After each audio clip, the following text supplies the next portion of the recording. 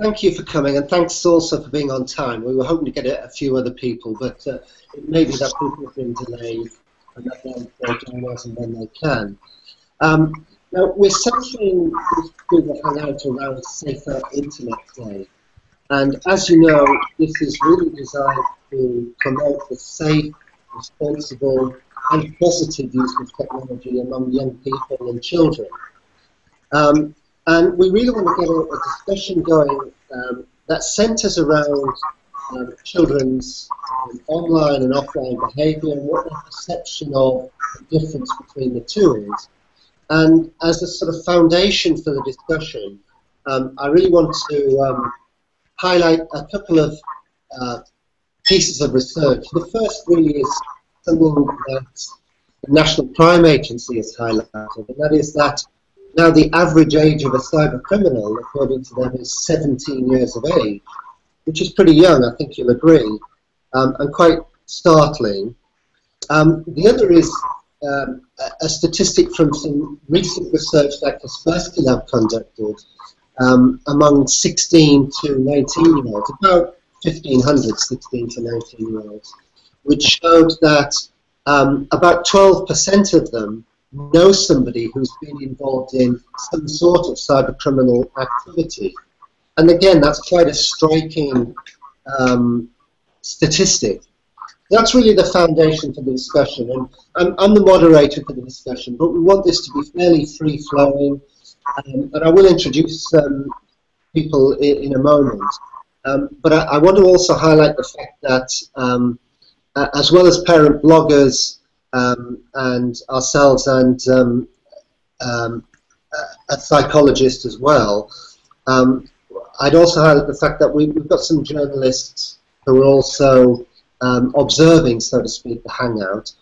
So just be aware of that, because obviously in that sense everything is on the record. And the statistics, by the way, that I've mentioned, the research from Kaspersky Lab, we will be making that public, and for the moment the information which we put out related to that is under embargo until Tuesday. And just a word for the journalist observers, and that is that we're dividing the Hangout into 3 broad sections, and we're going to make it possible for you to ask questions, but rather than do it in real time, if you can use the group chat function to ask any questions, and we'll cover those off at the end of each section. And one final thing, again, for the journalists, which is that if you're not seeing the group chat, we'd ask you to actually access the YouTube link via Google Chrome. And if for any reason you're not able to access it via Chrome and get the group chat, feel free to email any questions you have to Kaspersky Lab at barclaypr.co.uk. So that's Kaspersky Lab at barclaypr.co.uk. Okay, so yeah, one final housekeeping information. It'd be helpful if people go on mute unless they're actually speaking. So thank you for that in advance. Now, in terms of introducing people, I'm a principal security researcher at Kaspersky Lab. I work in the global research and analysis team. Also taking part, we have Lucinda Barton from Bakes Books and My Boys. We have Julie Travers, who's a teacher and parent of 3 children. And also involved is Dimitrios Tsivrikos. And Dimitrios is a consumer and business psychologist at UCL. And Dimitrios is going to contribute to the discussion, because clearly his area of expertise is about young people's behaviour, and particularly important, I think, in the light of the fact that the generation emerging, the young people we have in their teens now, are part of a cyber age where digital and real world are very much mixed. So, Dimitrios, perhaps you could introduce yourself and explain where you're coming from, so to speak. Sure, absolutely. Thank you, David, and thank you very much for everyone attending and to inviting me. I am indeed a psychologist. I'm an academic and practitioner. I'm based at University College London, and my area of research is actually try to understand how people make decisions, how young people make decisions, how adults make decisions, and how the word of the internet, how modern technology actually has shifted the way that we behave. So I'm really intrigued and try to analyze, and my work is really focusing upon that shift of behaviors, and how the different identities that we form in a both physical way, such as, a school ground, as well as the digital lifestyle and the digital identities that we might be developing. How do they clash, and what sort of effects they might have on our level of well-being and our level of happiness, performance, and family life. That's great. Thank you very much, Dimitrios.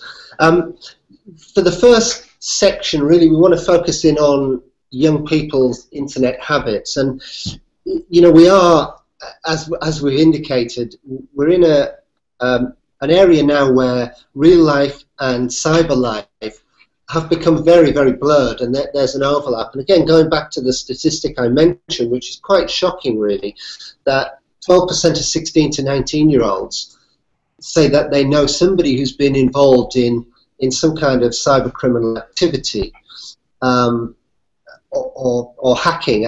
It's worth also just pointing out, of course, that the term hacking may not necessarily always have a pejorative meaning here, and so we could be talking of everything from something which is done for kicks and has no detrimental effect, right through to something that actually could be quite serious. But even so, that statistic is quite a stark one. So at this point, opening it up to everybody,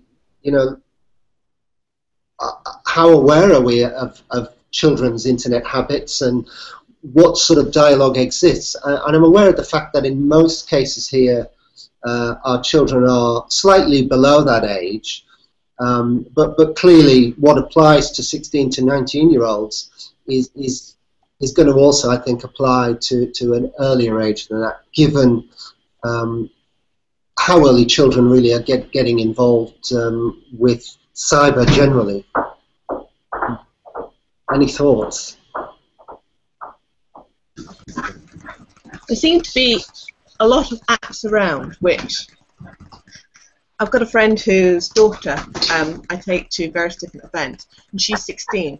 And she's got 10 different apps which she uses to communicate with her friends. And her mum uses one of them. And I think that's such a huge problem, is how do you monitor so many different things? And I didn't realise how half of them worked myself, and yet I've got them on my phone. And I wasn't aware of quite a lot of the devices on there. How on earth do you protect them using all of those? It's just, I dread a bit mine getting a bit older and using stuff which I'm not aware of. I think that's a good point, and I think that's especially problematic given the speed at which technology develops. So it's not quite, last week it was Instagram, this week it's WhatsApp, but it feels like that. It feels like that, and you're right. One of the issues here, I think, is the sort of maybe a digital skills gap among us adults compared to our children, who just get it. They get it almost on the kind of their peer grapevine, and they're using this technology straight away. And you're right that in a sense, it's a job a bit like doing housework, where it's never done. You've really got to look at it, and it is problematic. And coupled with that, I guess, by the time our children are hitting the age 13, 14, they're becoming more reticent about talking to us anyway about things, because it's less cool to talk to your mum or dad. Well, I have a 13 and a 14-year-old, and I find that I like to think I'm quite IT savvy, but I'm having a hard time keeping up with them because they use Snapchat, which I don't like, and I've tried to monitor, but it's very easy for them to hide things. They're on WhatsApp, they're on Instagram, and it's all like you say. Instagram, it's this week. WhatsApp, it's next week, and you can't monitor it. I try my best. I know their passwords on their phone, I will take their phones off them at any time and have a look through them. But that's not cool, and it basically ends in a huge fight, mostly with them saying, you don't know what you're doing, you think you know it all, and maybe I don't anymore. I like to think I'm on top of IT, but maybe I don't. I do think they're ahead of me sometimes with these things, especially when they do it at school. Now, I work at their school. I'm not a teacher, just let me stipulate that, but I do invigilating at school, and I work in the IT department. But there are a lot of things that they know now that I'm not aware of. Yeah. I'm not sure what they are, but I know they know them. And I think you're making a fantastic point in terms of monitoring and surveillance. And I think that there are two key distinctions. I think it'll be aloof to believe that we're ever going to be able to catch up with them. There's no chance. There isn't. You know, we will need to be in full-time education to do so, and all of us have jobs, and we really can't monitor them. But I think the more we highlight the monitoring component, for them is becoming almost a forbidden good. It's actually making them a lot more angry into finding new ways to escape that level of surveillance, to escape that level of monitoring, and actually winning that battle. So I think one of the strategies perhaps that we've seen that's been working with research is actually having an educational piece, which I think is lacking from the national curriculum in terms of educating how do we operate, how do we behave on a digital platform. But I think, you know, the caring monitoring is always healthy, and you do monitor not just only their digital use, but you monitor what they eat and so on. So that's a caring part of it. And then it's just having a platform, a technological platform that you can control, and you can secure things in a way that you feel they're not accessing applications or places that perhaps have been seen as dangerous. So I think if we don't balance all those three approaches, and we only heavily inclined to heavily monitor, perhaps that sends out the signal that you're not allowed to touch something. You don't know what it is. You should not be getting out of there, and that makes it very attractive, especially for young teenagers. That level of curiosity, or their level of curiosity, is incredibly high. I think that's a good point, and it sort of highlights, I think, the importance of engaging with our children at a very young age, before actually they're using that range of technology. And it's kind of encouraging them to share, or we getting involved in sharing what they're doing at a young age, which means that as they get older, they're more likely to see it as part of an ordinary dialogue, rather than as some kind of area where it's not cool to talk about. Now, I think you could probably draw a parallel here with sex education, in the sense that if you don't talk about it and you leave it to a fairly late age, it becomes very embarrassing, uncool, difficult, awkward. Whereas if you sort of deal with it as it comes up, as the child develops, then you have that sort of, you know, I'm not saying that there aren't aspects of it which aren't awkward anyway, but at least there's that sort of that openness as a foundation for that, I think, at least. There seems to be an awful lot, though, about teaching your children with the internet safety not to talk to the strangers on it, very much like they would in the street. But I'm aware that a lot of the problem actually happens from friends, or friends who've been introduced by other friends, and that seems to be where the problem occurs. And while mine will quite happily tell me when somebody has been, you know, they feel unsafe, they don't tell me when their friends are doing it. And it's how do you convince your kids while growing up that, you know, the friends can be unsafe too. It sounds an awful thing to say, but you look at the young lads, you know, they've made it into the TV thing, and it was a friend of a friend who brought him into the gaming group. What point do you say, well, that's not safe and that friend's not safe, or how do you bring that up with your kids? That's really problematic, and along with that, of course, you have the peer pressure aspect of it, which is that you don't necessarily want to say no to somebody because you want to be part of the group. And equally, if somebody else who's a friend is involved in something that maybe doesn't feel right to your child, they wouldn't nevertheless want to raise a flag about it, because they're putting themselves outside that peer group. And yeah, absolutely. I think you raise an issue, and it's an issue which, in a sense, I think predates technology. That concept isn't new, I don't think. But what I think the technological environment has done is add very fast pace of change into the mix, and also the fact that it's easier, quicker to get involved in things like this. So it's sort of put it onto a higher level than it would have been when it was purely offline interaction among peers. But I think you raise a real problem, yeah. I also think there's an element of they feel safe when they're not face-to-face. They feel safe on their phones. They feel safe on their Xbox. Definitely. They have the same worries as you would if you were to see a stranger on the street. You know, they think they can hide behind their technology, and they can't. Yes. I think you're right. I don't think that's particular necessarily to children. I think adults as well are in that same position. Clearly, as adults, we are not quite so vulnerable as children. We can be very vulnerable, but we don't have the added vulnerability that comes with inexperience and lack of maturity generally in life. I don't think they realise, though, like you say, when they're behind their screen and it's not them speaking face to face, it can bring out the worst in a lot of them. And I don't think they realise just what it can be like, you know. And I know, you know, my friend, she's much more confident behind the phone and is a completely different person. The one that you see online is a completely different person to the one that she is when she meets up with you in real life. And it's very difficult to explain that to them. Yes, it's the same with the children. I've noticed some of the comments they'll put on Snapchat or Instagram, they wouldn't necessarily say to their friends' faces, or even these people they don't know. I drill into them, if you wouldn't say it to their face, don't say it online. And I hope they've taken that on board. But I was going to say, does that work? Yeah, I'm sure they have. I haven't seen any cases of cyberbullying with mine. Yeah. But just, you know, if you don't say it to somebody's face, then don't say it online. That's the only rule I say to my kids. You know, that's the easiest thing to remember. How do you protect them from it coming the other way? Well, you can block people. Or, I mean, I will look through their phones and I'll see some comments and I'll make a comment about, oh, I don't like what they're saying. Are you? Yeah. How do you know them? And then I will block them. I will take their phone and I will block them.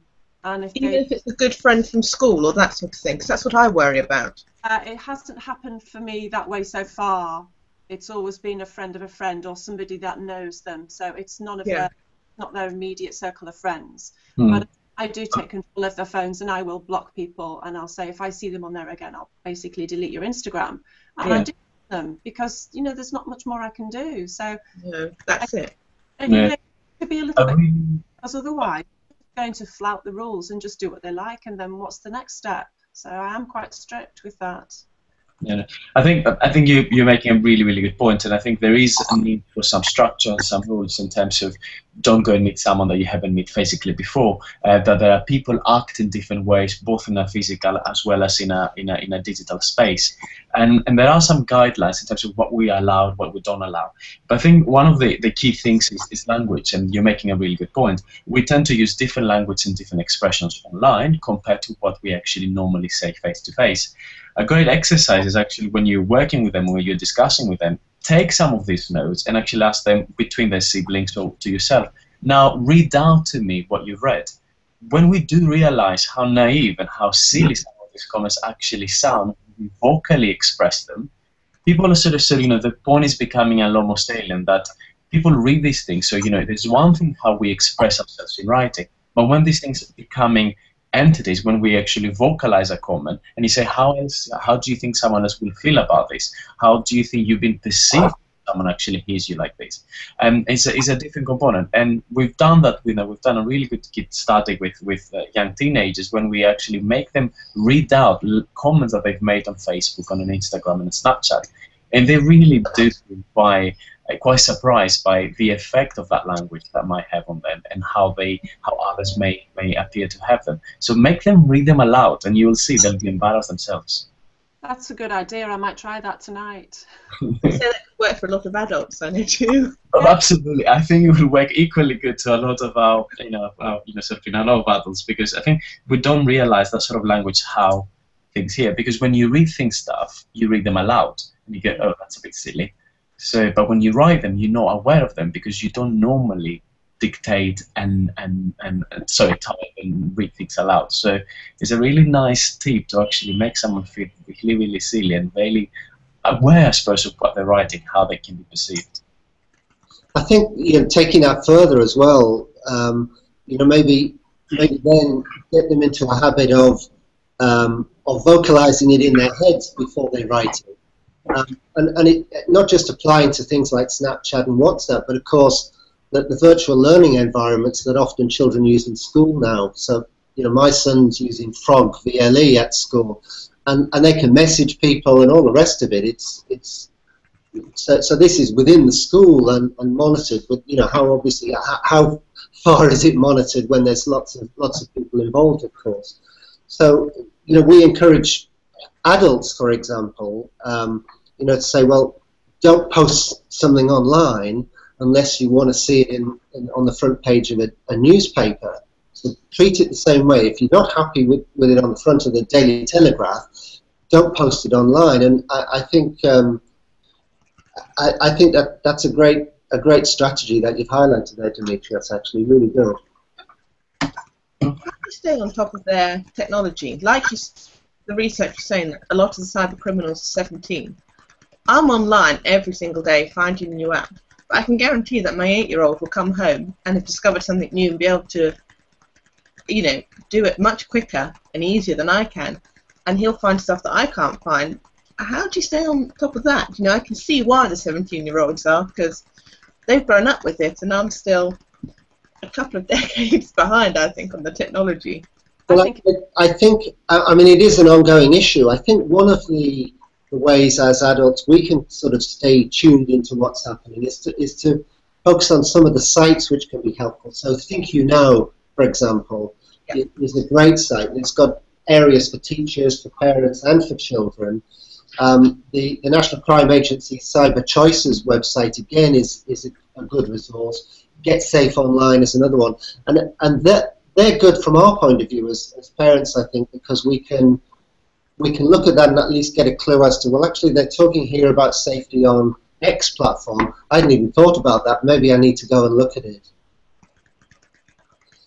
I think it sort of leads us nicely towards the next section, but before we sort of go into the next one, which is young people and their attitudes to criminal activity, I just wanted to pick up one of the questions which Roy Perez from SD magazine has raised, which is the issue of monitoring children's communication. Was this around before mobile phones? And at least these apps give you something to monitor. I think you make a good point. It's certainly it does predate mobile phones, I think, but what mobile phones have added is the fact that it makes people more of the time, online more of the time, anywhere, so that there's sort of any time, any place, anywhere, really, in a way that with a laptop or a computer at home, that wasn't the case. And I mean, in terms of monitoring tools, I mean, they are part of the sort of mix of strategies we have at our disposal. And I'm not saying that necessarily we want to kind of legislate the heck out of our children, but actually being able to monitor and manage what they can do is important. I think where you place yourself on that scale or that continuum really has to do with your own relationship with your children. So at the one end, with monitoring software, you can set some frameworks of how long they spend on the internet. You can filter out nasty sites and so on. At the other end of it, you can get apps which will literally manage the boundaries around their child. So if they go out of a geographical area, it will holler at you and tell you where they are. So you can literally see everything that they're doing, and not everyone's comfortable with that, but there is that range available for us to kind of choose where we are, where we do feel comfortable.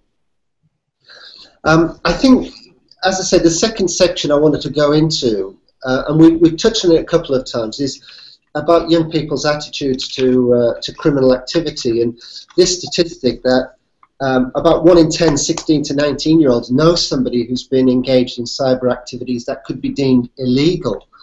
And if we put that in concrete terms, that's a class of 20 people, and most classes are bigger than that. One, if not two people, could be involved in hacking of some sort. Now, I don't know about how you feel about that, but actually that's quite shocking to me as a parent. And, you know, I'm conscious of a point Dimitrios made earlier about the sort of social responsibility aspect of it, the ethics of it, which actually hasn't really been touched on in school until very recently. It's only with the government's changes to the computing curriculum that they've begun to introduce social responsibility, ethics, safety at key stage 1 and 2, and then through to 3 and 4. Obviously that will have an impact, hopefully anyway, working through, but a lot of that is dependent on the knowledge and skills of people in the teaching profession. And, you know, we're expecting a lot of them, because the same issues we have as parents apply to people in the teaching profession too, in terms of keeping on top of the technology. But I just really wanted to throw that open and try and find out whether you felt the same as me, that was quite a shocking statistic, or, you know, where do we go with that as parents? Do you know website? Sorry,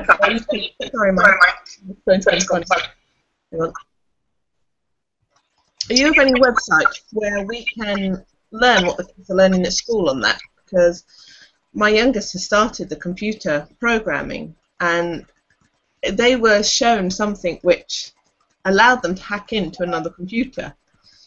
And he thought that was quite good, cool, it was great fun and everything. And you think, if they're teaching them that at this age, I'm not surprised. You know, I think they could be able to do an awful lot more in the computer world in a couple of years' time with that. And they showed me how they can link up their computer and access mine without me knowing about it, because we're all of our computers are linked inside the house. Right. And I just think, he can get in and access my computer when I'm working on it. It's something he's been taught at school. How can I learn how to do that and keep on top of it, so that I know that when he does it, it's from an innocent side rather than anything else?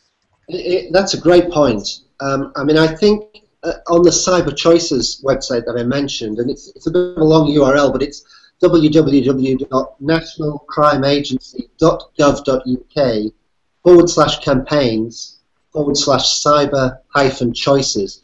And I know on there that there is some content which they've got as kind of suggested content for maybe looking at what sort of activities are considered illegal under the Computer Misuse Act, for example, and how that might be taught. It might be worth looking at that. Yeah. I'm not sure, Jilly, if you've got any suggestions on that as well. I'm sorry, I was just distracted there. There was somebody at my door. Sorry. Okay. The question Lucinda asked was, where as a parent can we go to get some insight into what children are learning at school in terms of the curriculum about computing and technical skills that they're learning? Where can we go, did you say? Yeah. Well, I've been thinking of doing another IT course, maybe on a weekend, because I feel like I am a little bit behind with things now, and I don't want my children getting one over on me as such, because I feel like they know they are.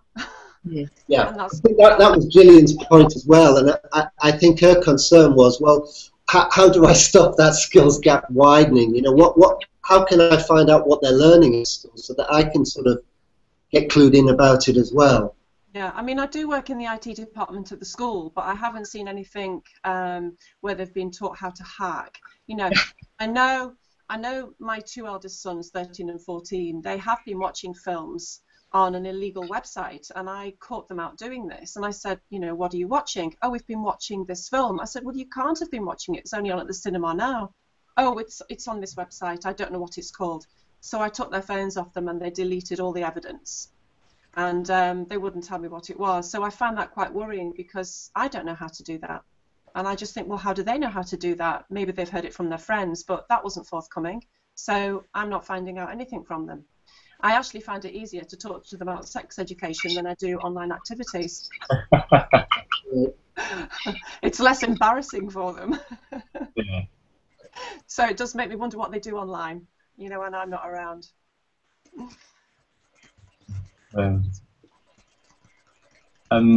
It is quite worrying. And I mean, there are a number of activities, that loads of networks there where kids could actually learn from that. But I think from an early age, even now, I think it's actually worth a parent and a younger individual working together on exploring the web together. I think at times as parents we hand them over an iPad, we hand them over a laptop as an educational piece, and I think they use that as a platform to explore. And when someone explores on their own, they try to find quick ways of downloading a movie that perhaps they have to pay for, or accessing information from their brothers or sisters that they want to sort of take upon their secrets. I mean, how many of you, when you were a lot younger, sneak into your siblings' bedrooms and look for evidence or look for cash or something like that? They all engage in petty crimes. Now, these petty crimes, so to speak, they're becoming digital because they're a lot easier and a lot more accessible.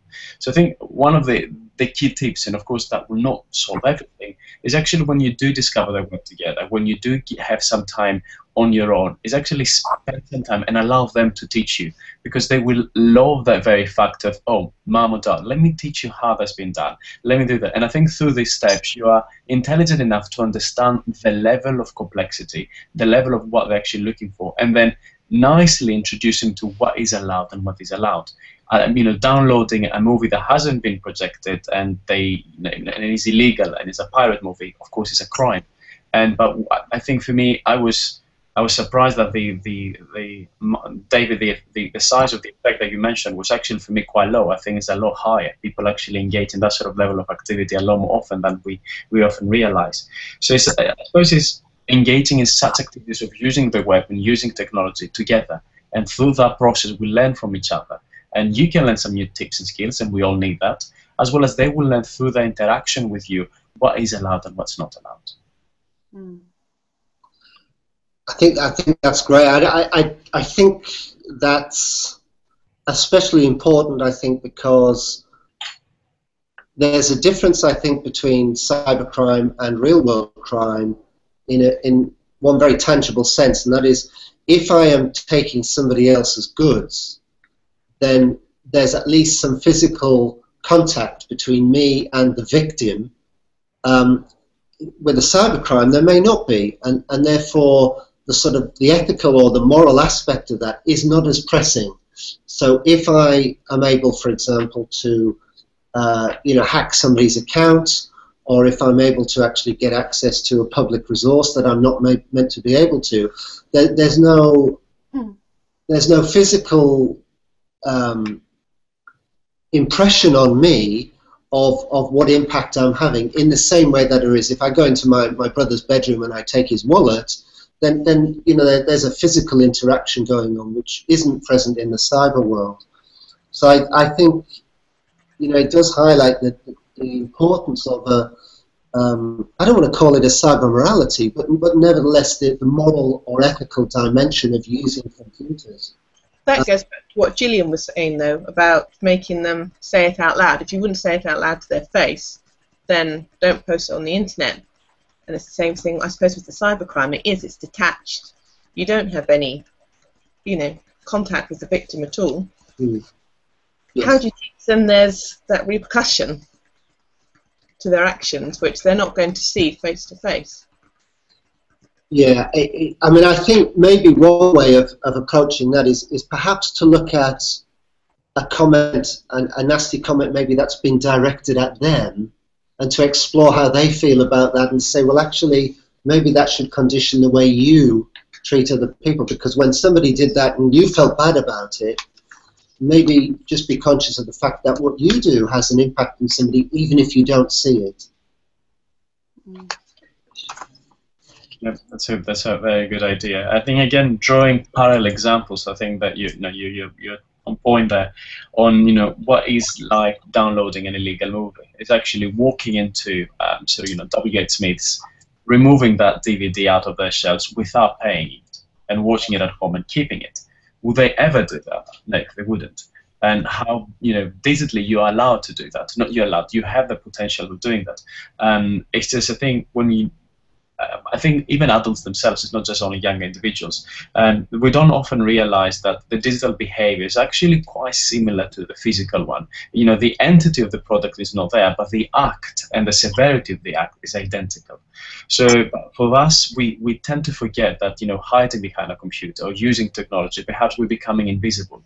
But in a modern world that is fully networked and fully surveyed by other surveilling agencies, we're not invisible. We are there. We've been monitored. We've been documented. So it's quite important for them to sort of draw that parallel that they're not invisible, as well as that their physical or the digital acts actually have an impact upon one's lifestyle and one's level of well-being. That's a great point, actually. I've got a couple of questions which have been raised. The first, if we keep monitoring everything kids do online, they will find or create another way, at least temporarily, where we can't monitor them. So is monitoring really a good solution? I mean, I'll open this up, but my own thought on that is, as a sole solution, no, it isn't. It's just not going to work. It has to be within a wider discussion and an ongoing dialogue with children, I think. But I mean, what do you think? I recently downloaded an app called Our Pact, and that gave me access to cut off their Wi-Fi at any time. I could basically shut down their phone from downstairs because they go up to bed with their phones, and I tell them I want your phone on flight mode, turn it off. But I know they're on it, so I sneak upstairs and I catch them, so I take the phone off, and this happens a lot.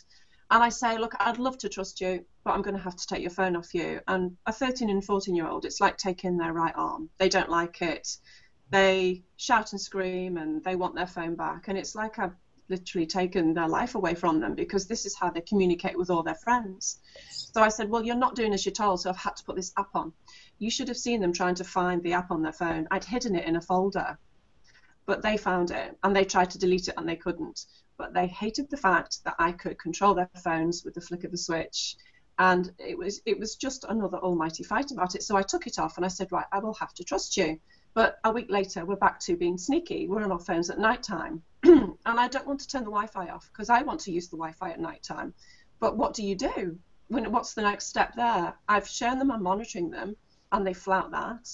I let them have their phones back and trust them, and they just go against me again. So I don't know what to do right now about this, because I'm finding it very difficult to monitor them and stop them using their phones in the night.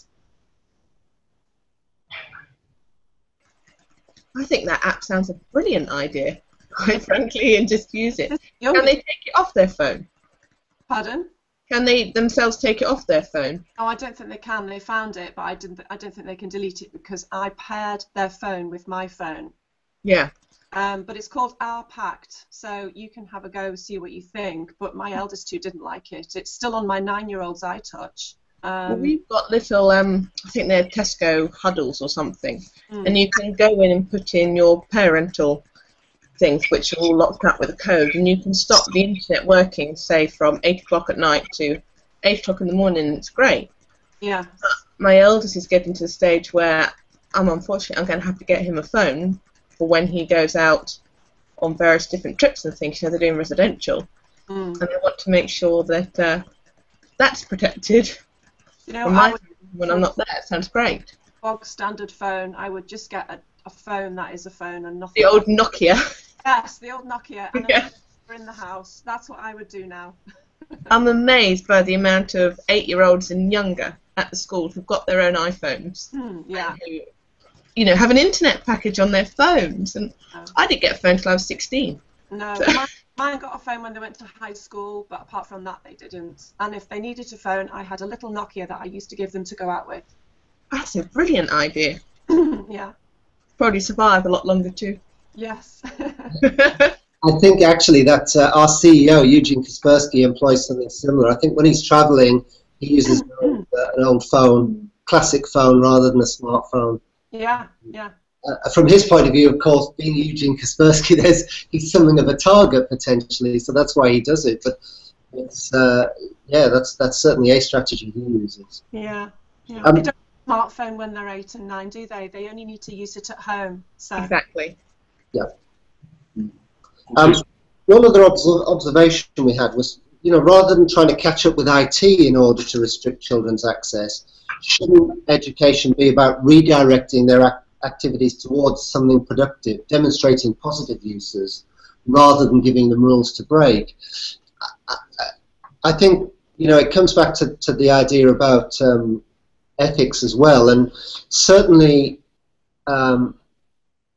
I think as well as social responsibility being part of the curriculum in computing, it's also important that the government has actually introduced the idea of looking at safe computing and trying to focus children on software design rather than just using apps or using applications. So not consuming so much as, well, in the future world, if you're going to be a designer or an architect, then skills that you need to use. So I take the point. I think encouraging positive use of technology is certainly important. Mm-hmm. Absolutely. I think these are all really good ideas, and also a part of monitoring is a part of the solution, is not the solution. And I think time zones are a great example, because people sort of start understanding behaviors that are related to time rather than to an activity. And with time, I think younger people are a lot easier to comprehend, because after 8 o'clock, we don't engage with technology, and we sort of, we're doing something else, we're doing another activity, and so on. So I think time is always a nice frame, because they will understand it, it's something they can comprehend. But the other thing is also for us to start understanding what they're doing on the web, because of course, they are being sneaky sometimes, but at times the web is an incredible activity to create. It's an incredible activity to sort of put something together. And the same sort of activities that all of us do. So instead of only monitoring and actually saying you need to be doing X, Y, and Z, actually giving them a task that they will need to use the web to create something. Put a family album together, retouch a couple of pictures, and sort of communicate with each other, give them an educational tool to complete. And once they've actually done that, you can reward them on that. So I suppose reward activities in the same way that you will actually reward activities in their own other behavior on the web, and actually engage them to engage with such things rather than just only the negative stuff. But if you don't allow someone to do something, you need to provide an alternative, an activity for them to occupy themselves with. Because if not, they will always go back to the forbidden good of actually using the web. So when you take something away from someone, you need to replace it with something else. Otherwise, they will always go back to what you've actually removed from them. Okay, thank you. A further question we had actually was from Warwick at Computer Weekly. So, looking at the TalkTalk hack, it's clear that teens are being recruited by cybercriminals. And Warwick has asked if at Kaspersky Lab we've done any research that sheds light on how or what channels and techniques are being used to recruit them. I don't think we've got any specific research on how young people specifically are being recruited, although as a specific group. But I mean, certainly there are various ways in which people are drawn into cybercrime, including being used as money mules, for example.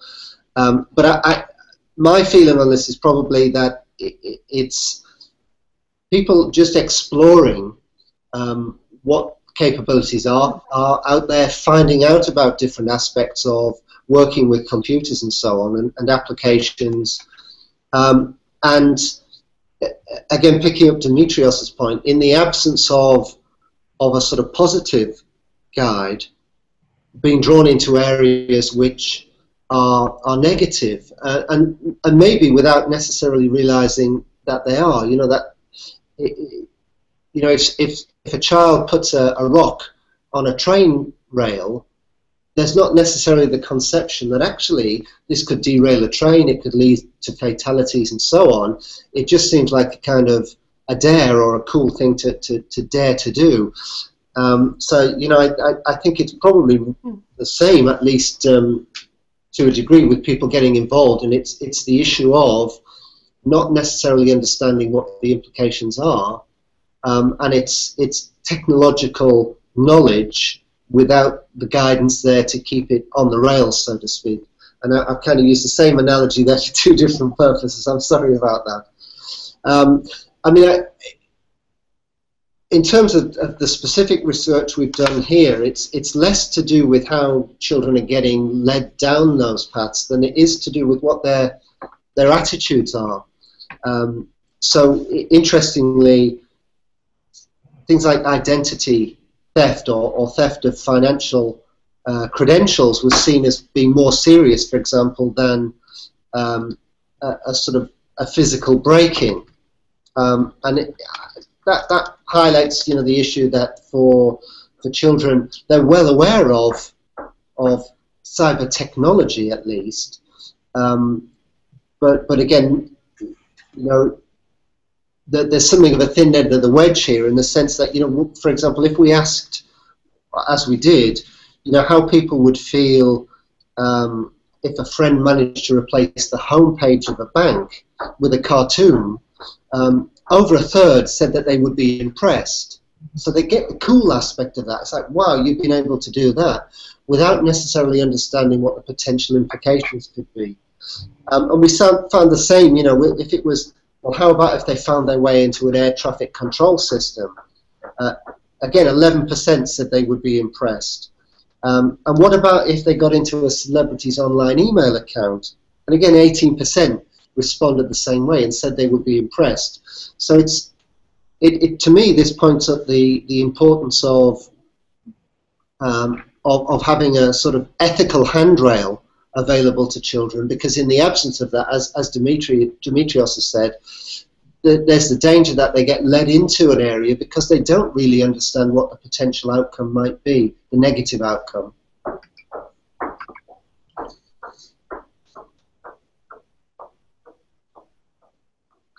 Okay, I mean, I think, you know, that we've kind of gone into the third section we had, which was really this aspect of being a friend, and in a sense, us as parents or as teachers or carers, how do we,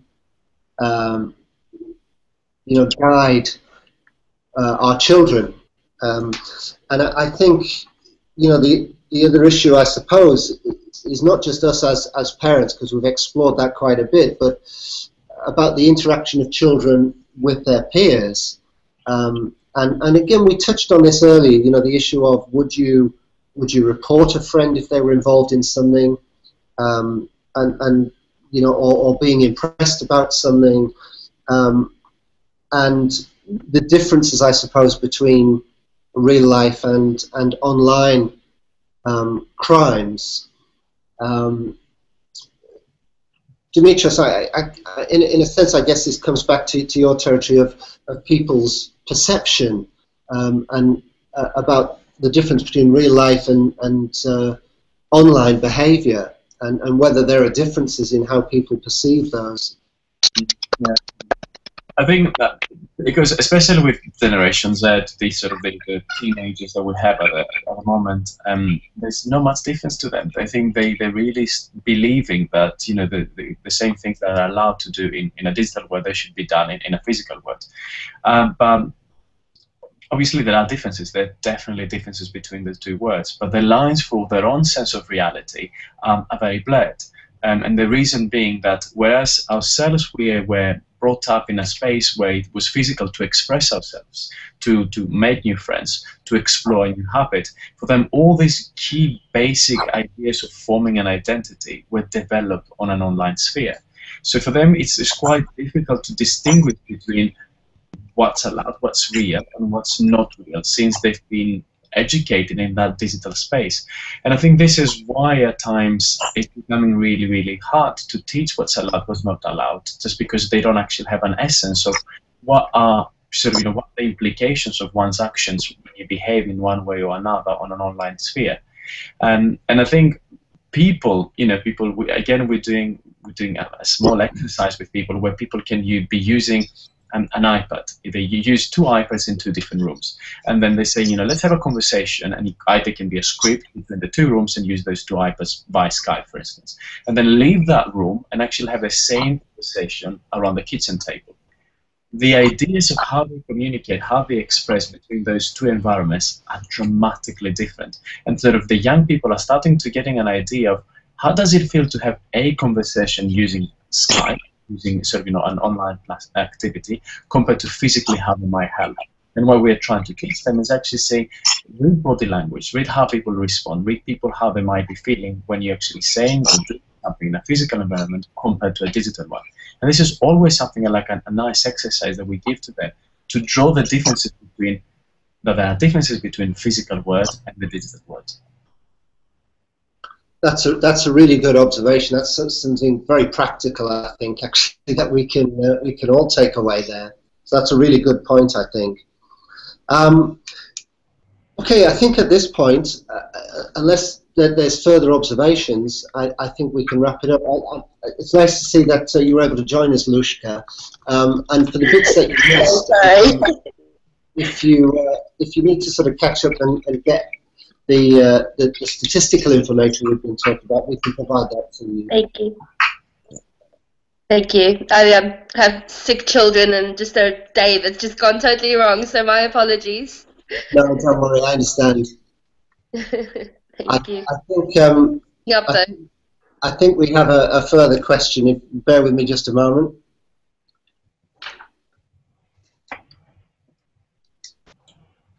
So the question from Marta was, to what extent should teen hackers be vilified? And it's an interesting point. We have this this concept of legal responsibility, so that somebody at one age isn't going to be prosecuted for a real-life crime. When they hit a certain age, they will be. How does that sort of drift over into the cyber world? And to what extent, if we're looking at 17-year-olds involved in the TalkTalk hack, do we treat the people involved in that the same as we would treat a 25-year-old, for example? So I don't know if people got thoughts on that one. It's a very interesting point to raise. I think they are very immature, and they obviously don't realise the severity of their actions. Again, when they're behind a screen, they think it's cool. My boys will think it's cool if somebody could hack into something. They thought they were pretty cool watching illegal films until I caught them. But they don't realise what they're doing, and I think that's all down to the child's immaturity. They're all, they might be tall, they might look old, but they haven't got it in their head yet. So I just think it comes down to immaturity. I can't think what else. Yeah, I think that's a good point. And actually, it's back to the issue of you don't see necessarily the consequences. True, yeah. They have different values and morals for different places. So in front of a person, they might be quite decent. Behind a screen, they're a different person again. And they've got to learn that they have to be the same in all aspects. Yeah. So maybe it's about, as a society, institutionally, we need to find a way of implementing what Dimitrios was saying about showing them the parallels. Yeah. I can read about the TalkTalk hack, and that I think it was estimated at about a 60 million impact hack had on them, and about 90,000 customers lost as a result of the hack because of confidence. But that's apparent. Maybe it's apparent to me there's going to be some impact. I can read about that, but I dare say, had the people involved not been caught, maybe they wouldn't have had the same knowledge of what the impact would be. So it's about understanding the consequence, but it's finding, I guess, imaginative ways to draw the parallel between a real world impact, or the impact of a real world crime, compared to what happens in the cyber world. No, absolutely. I think it's a good point. I mean, vilifying anyone is a bad idea across both young individuals or adults. So I don't think. But I think we should talk about cybercrime in its whole entity. I think, in all honesty, if you look at popular culture, if you look at media, cybercrime is glamorized. It's actually sexy. It's something that people aspire to do because it proves to one that you have the technical skills to do something. in reality, we really need to present what that actually means, and especially in the phone company, if they're losing so much income, if they're losing so much customers, that means people are losing their jobs. That means that will actually have a direct effect upon families and the people around them. So I think it's important to not specifically apply or provide information about the individual who committed the crime, but actually present the dark side of it. What actually happens when such crimes are taking place, and what the impact is upon families and individuals as a whole.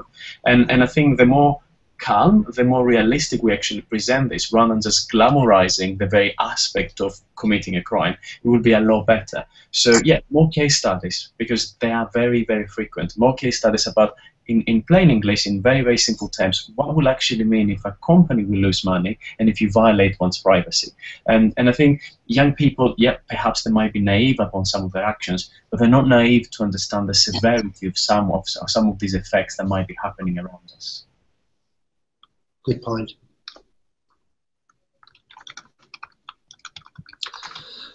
Okay, well, at this point, I'm going to wrap things up. I would like to thank you all for taking part. I think it's been a really, really interesting discussion. I hope you found it as useful as I have. And yeah, thanks all for joining and taking part. Thank you. Thank you. Thank you. Thanks.